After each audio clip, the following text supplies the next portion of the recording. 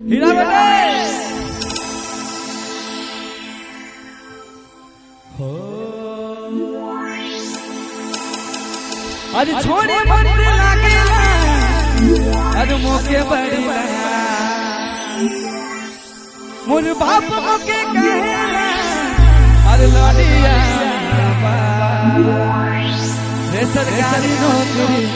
रे सरकारी नौकरी लाह के लग मोके तो सरकारी नौकरी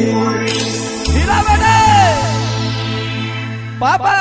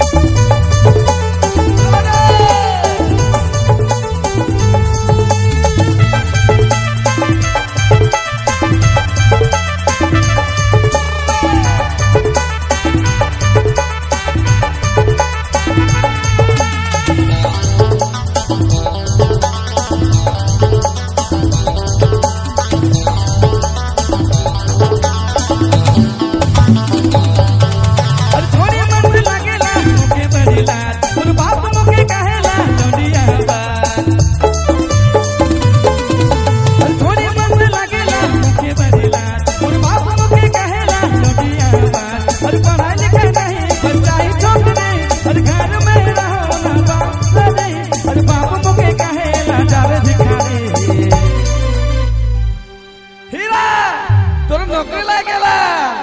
हीरा बेटे पापा सरकारी नौकरी लाही के लग मोके तो सरकारी नौकरी अरे हीरोगिरी मेरा हीरोगिरी अरे साहब को दिखाएंगे हीरोगिरी अरे थोड़ी मत लागेला